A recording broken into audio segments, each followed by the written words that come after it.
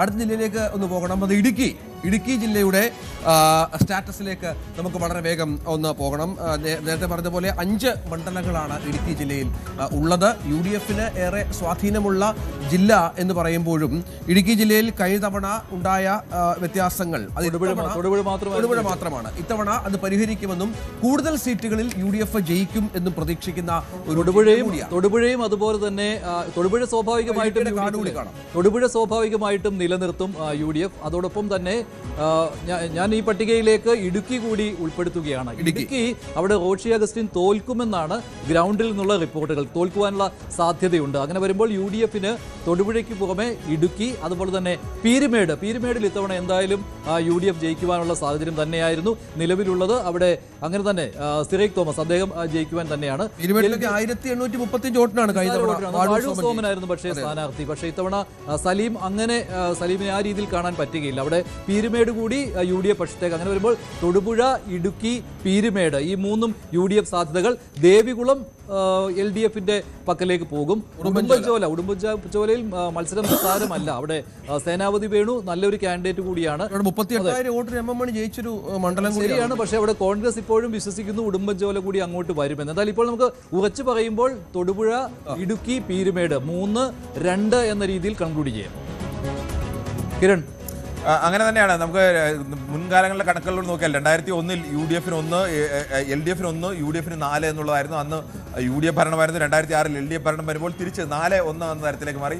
ഇടുക്കി അങ്ങനെ മാറിയും തിരിഞ്ഞു നിൽക്കുന്നതാണ്. 2 LDFിലേക്ക് പൂർണ്ണമായി പോവുകയും UDFിലേക്ക് പൂർണ്ണമായി വരികയും ഒക്കെ ചെയ്യുന്ന ഒരു ജില്ലയാണ്. ഈ തൊടുപുഴയാണ് മാറ്റമില്ലാതെ എല്ലാ കാലത്തും അവിടെ നിൽക്കുന്നത്. മറ്റൊരു മണ്ഡലം ഇടുക്കിയാണ്. ഇടുക്കിയിൽ മുന്നണികൾ മാറുന്നുണ്ട്. മുന്നണികൾ മാറുമ്പോൾ റോഷി അഗസ്റ്റിൻ തന്നെയാണ് അവിടെ ജയിച്ചുകൊണ്ടിരുന്നത്. തൊടുപുഴയിൽ അത് PJ ജോസഫ് തന്നെയാണ് ജയിച്ചുകൊണ്ടിരുന്നത്. PJ ജോസഫ് മുന്നണി മാറിയില്ലെങ്കിലും റോഷി അഗസ്റ്റിന്റെ മുന്നണി മാറുന്നുണ്ട്. 2011 അത് 3-2 ആയിരുന്നു. 2016 3-2 ആയിരുന്നു. 2021 എത്തിയപ്പോഴാണ് 4-1 എന്ന രീതിയിലേക്ക് ഒരു വലിയ മുന്നേറ്റത്തിലേക്ക് ഇടുക്കി എത്തിച്ചേർന്നത്. പക്ഷേ ഇക്കുറി അങ്ങനെയല്ല. ഇക്കുറി UDFനെ സംബന്ധിച്ച് അവിടെ വലിയ പ്രതീക്ഷയുണ്ട്. അവർക്ക് ഇടുക്കി അടക്കം അട്ടിമറിക്കാൻ കഴിയുമെന്ന് UDF ഉറച്ചു വിശ്വസിക്കുന്നു. തൊടുപുഴ എന്തായാലും UDFന് ഒപ്പം തന്നെ നിൽക്കും. നേരത്തെ പറഞ്ഞതുപോലെ ഈ ഉടുമ്പൻചോലയൊക്കെ പോലെ ഒരു കാരണവശാലും അട്ടിമറിക്കാൻ കഴിയില്ല എന്ന് പ്രതീക്ഷിക്കുന്ന, അത് കഴിഞ്ഞ തവണത്തെ ഭൂരിപക്ഷം വെച്ചാണ്. അതിന് മുമ്പിലത്തെ തവണ ഭൂരിപക്ഷം MM ഭൂരിപക്ഷം നോക്കിയാൽ അത് കേവലം 1000-നടുത്ത് നിൽക്കുന്ന ഭൂരിപക്ഷം മാത്രമായിരുന്നു എന്നത് ആലോചിക്കണം. അതിനുശേഷം MM ഒരു വലിയ പ്രതിച്ഛായമൊക്കെ അതിനും സ്ഥാനാർത്ഥിയൊക്കെ നേരത്തെ മഞ്ജുഷ് പറഞ്ഞ പോലെ അതും പ്രധാനമാണ്.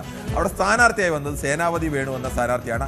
അതൊക്കെ അവിടെ വളരെ പ്രധാനപ്പെട്ട രീതിയിലേക്ക് സ്ഥാനാർത്ഥി വരുന്നതാണ്. അതോടൊപ്പം തന്നെ ഈ രാജയും F രാജയും തമ്മിൽ മത്സരിക്കുന്നത്. അവിടെയും ഒരു പ്രധാനപ്പെട്ട വിഷയം ഈ ജാതി ഒരു പ്രധാനപ്പെട്ട വിഷയമാണ്. തമിഴ് വിഭാഗത്തിലെ 2 ജാതിയിൽപ്പെടുന്ന ആളുകളാണ്. അതുകൊണ്ട് രാജേന്ദ്രന്റെ സാന്നിധ്യവും പ്രശ്നമാണ്. രാജേന്ദ്രൻ ആർക്ക് വോട്ട് പിടിക്കുന്നു എന്നുള്ളതും രാജയ്ക്കാണോ സാധ്യത കൂടുതൽ? അങ്ങനെയാണെങ്കിൽ UDF പക്ഷത്തേക്ക് ദേവികുളവും മാറ്റേണ്ടി വരും. അതിനകത്ത് ഏറ്റവും പ്രധാനം ഇതാണ് മഞ്ജുഷ.